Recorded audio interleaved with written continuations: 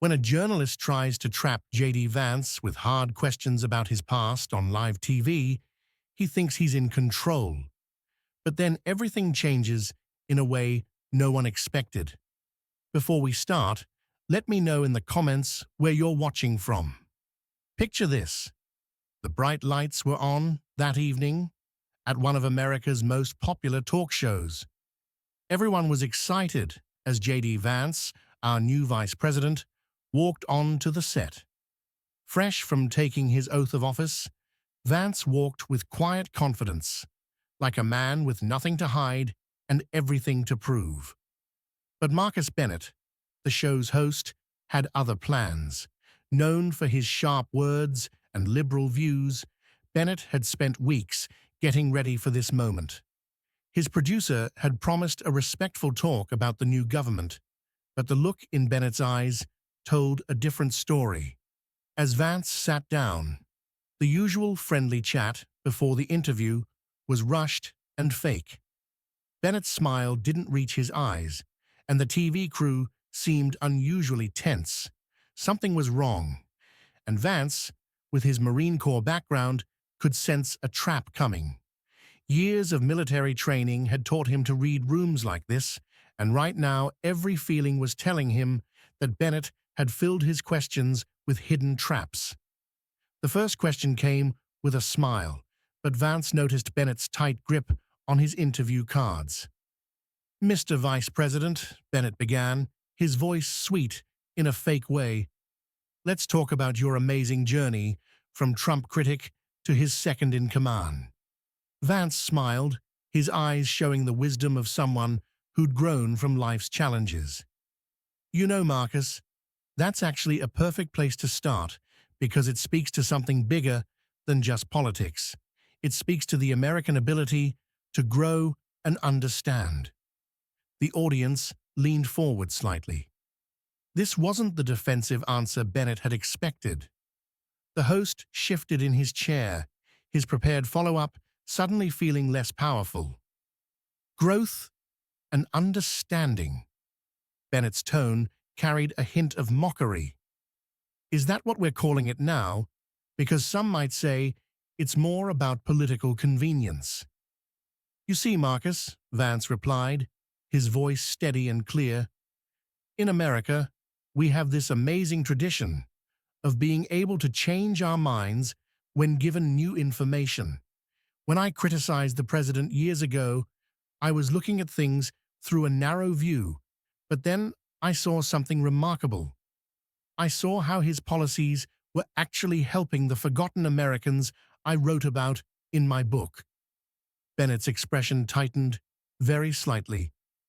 "Let me ask you something, Marcus," Vance continued, looking directly at him, but not in an aggressive way. "Have you ever changed your mind about something important? Have you ever looked at evidence and realized your first judgment might have been wrong?" Bennett paused a bit too long. "We're here to talk about your changes, Mr. Vice President, not mine." He shuffled his cards, clearly eager to move to his next planned attack. "Speaking of changes, let's discuss your recent speech at the National Prayer Breakfast. You spoke about God's guidance in government decisions. Don't you think that's a dangerous mixing of church and state?" The audience tensed. Bennett had just stepped onto sacred ground, and the look in Vance's eyes suggested he'd been waiting for exactly this kind of challenge. "Divine guidance, Marcus?" Vance leaned forward slightly, his voice carrying the weight of strong belief. "What I actually said was that our founding fathers understood the importance of moral guidance in leadership. They weren't afraid of faith, they were afraid of tyranny." A few amens echoed from the audience. Bennett's jaw tightened. "But surely, in our modern diverse society," Bennett started, but Vance raised his hand slightly. "Let me finish this thought because it's important." Vance's tone was respectful but firm. "When I took my oath of office, I placed my hand on the Bible, the same way leaders have done throughout our nation's history. Not because we're establishing a state religion, but because we understand that our rights come from God, not from government. Bennett glanced at his producer, who was watching closely from the side. You know what's interesting, Marcus? Vance continued, his voice carrying a hint of personal reflection. When I was a Marine, nobody questioned our chaplain's presence. Nobody complained when we prayed before missions, because in those moments of truth, even the doubters understand there's something deeper than politics. Bennett's face flushed slightly.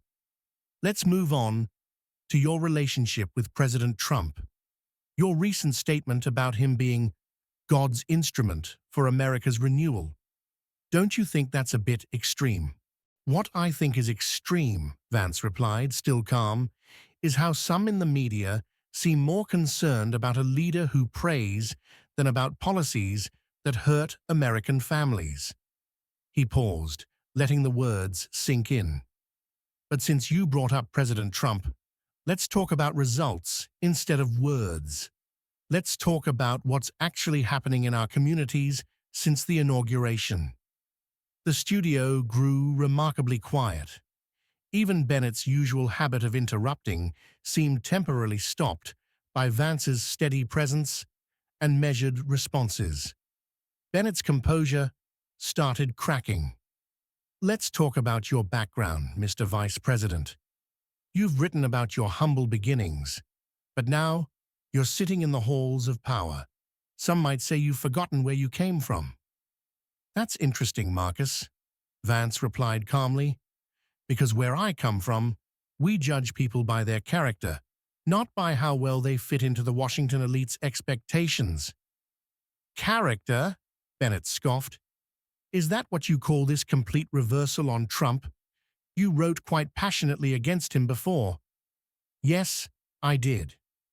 And you know what takes more character? Admitting when you're wrong. Standing up for what you believe in, even when people like yourself try to twist it into something else. The audience murmured in agreement. Bennett tugged at his collar. Mr. Vice President, Bennett's voice took on an edge of criticism. You've built your reputation on being a voice for working-class Americans, yet here you are in an expensive suit defending a billionaire. Don't you see the irony? The temperature in the room seemed to drop 10 degrees. Several audience members shifted uncomfortably, but Vance's expression didn't change.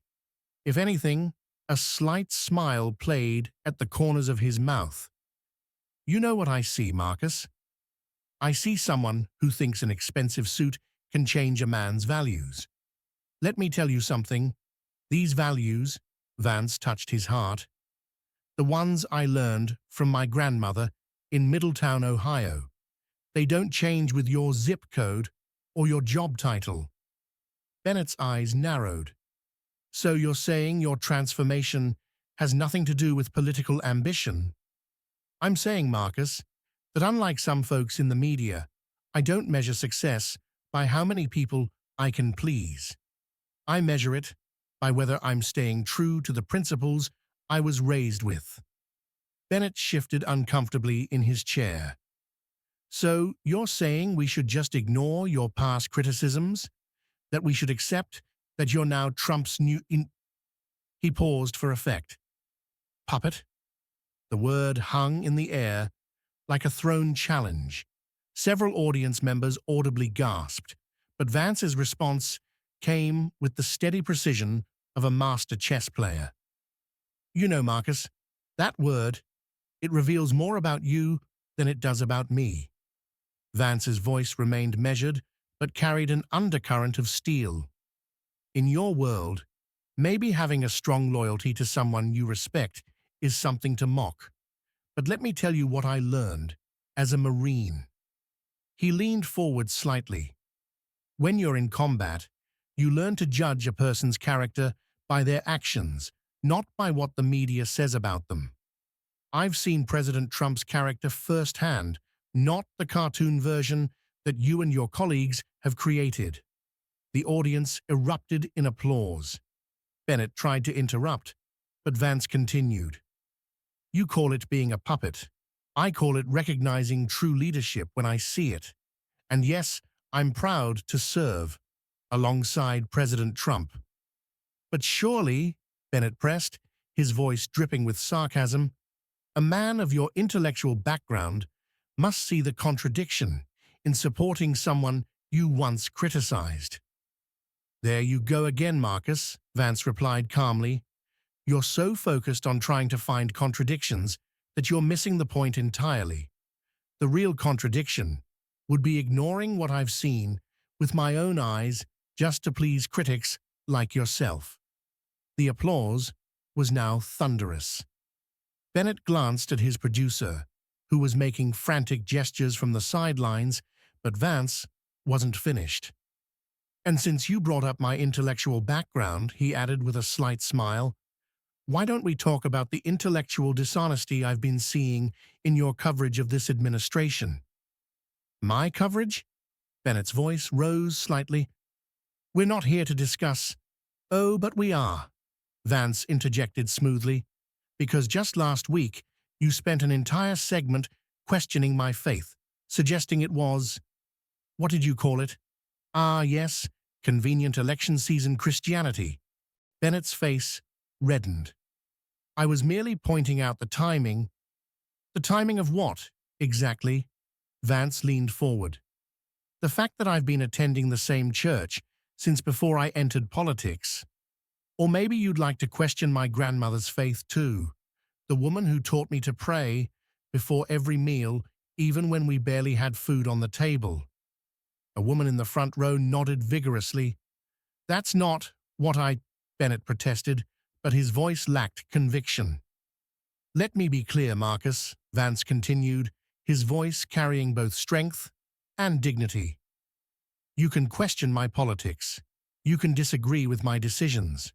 But when you start suggesting that my faith is some kind of political prop, you're not just attacking me. You're attacking every American who holds their faith dear to their heart. Bennett glanced at his notes, clearly searching for safer ground. Let's talk about your recent statements. Yes, let's talk about statements, Vance agreed, like your statement last month suggesting that anyone who supports traditional values is, and I quote, living in the past. Tell me, Marcus, do you think the millions of Americans who go to church every Sunday, who believe in family values, who love their country, are they all just living in the past? The silence in the studio was deafening. Bennett's carefully crafted persona was crumbling with each passing moment. Bennett fumbled with his papers. Mr. Vice President, you're trying to turn this interview around. No, Marcus, I'm trying to have an honest conversation about the contempt you and your colleagues seem to have for regular Americans. Vance's tone remained steady. You invited me here thinking you could shame me for my beliefs, my background, my support for the president. But let's talk about what really bothers you. The studio grew quiet, captivated. It bothers you that someone can come from where I came from and not subscribe to your worldview. It bothers you that I can be educated at Yale Law School and still believe in traditional values. Most of all, it bothers you that I can see through the game you're playing. Bennett attempted to regain control. Your accusations are... Vance's expression hardened for the first time. They're not accusations, Marcus. They're observations, like how you rolled your eyes when I mentioned prayer earlier, or how you mockingly referred to my hometown as Trump country in your show last week. The rebuke hit like a thunderclap. The audience sat in stunned silence. You see, this isn't about politics, Vance continued, his voice firm but controlled. This is about respect. Respect for faith. Respect for traditional values. Respect for the millions of Americans who don't need your approval to love their country or support their president. Bennett's face had lost all color. He glanced at his producer again, who was now watching the exchange with a mix of concern and fascination. The interview had clearly veered far from their planned ambush. "Perhaps we should move on to," Bennett began, checking his watch. "Checking the time already," Vance noted with a slight smile. "I noticed you've been doing that ever since we started talking about faith and values. Uncomfortable territory for you, Marcus?" The audience chuckled. Bennett's discomfort was now plainly visible. "For someone who prides himself on hard-hitting journalism," Vance continued, "you seem remarkably eager to change the subject when the conversation doesn't go your way." Bennett tried one last attack. "Is this the same kind of deflection you used when you switched from criticizing Trump to praising him?" "There you go again," Vance replied calmly. "You keep coming back to that, don't you? Let me ask you something, Marcus. Have you ever changed your mind about someone after getting to know them personally, after seeing their true character instead of relying on media stories?" An elderly woman in the audience called out, "Tell him, Mr. Vice President." "You know what the real story is here, Marcus?" Vance asked, his voice carrying the weight of conviction. "It's not about my past criticisms or my current position. It's about something that terrifies you and your colleagues. The fact that someone can think for themselves, can change their mind based on direct experience, and can stand firm in their beliefs despite relentless media attacks." Bennett was now visibly sweating. "Mr. Vice President, you're twisting my words." "No, Marcus, I'm just holding up a mirror," Vance interjected calmly. "And I don't think you like what you see. A journalist who came here hoping to embarrass me, but instead exposed his own prejudices." He turned slightly to address the audience directly. "You see, what Marcus doesn't understand is that real integrity isn't about never changing your mind. It's about having the courage to admit when you are wrong, even when people like him are waiting to pounce on you for it. What you've witnessed today isn't just about one interview or one journalist's attempt to discredit me. It's about something much more important. It's about standing firm in your convictions." The studio was absolutely silent now, hanging on his every word. "You see, they thought they could shame me for my faith. They thought they could mock my support for President Trump. They thought they could make me apologize for believing in traditional values. But here's what they don't understand. These aren't just political positions. These are the principles that built America, the values that sustained us through hard times, and the truths that will guide us forward." Vance straightened his tie, standing tall.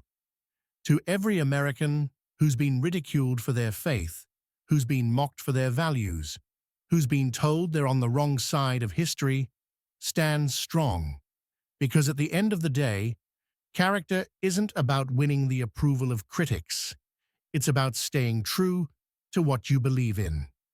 As Vance walked off the set, the audience rose in a standing ovation that seemed to shake the studio.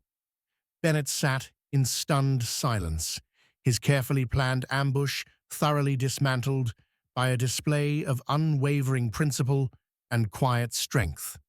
And that proves one thing. Sometimes the best response to arrogance is dignity, and the strongest answer to bias is truth. If you enjoyed this story about standing firm in your beliefs, make sure to like and subscribe. And remember, faith, family, and freedom aren't just words. They're the foundation of everything we hold dear. God bless you, and God bless America.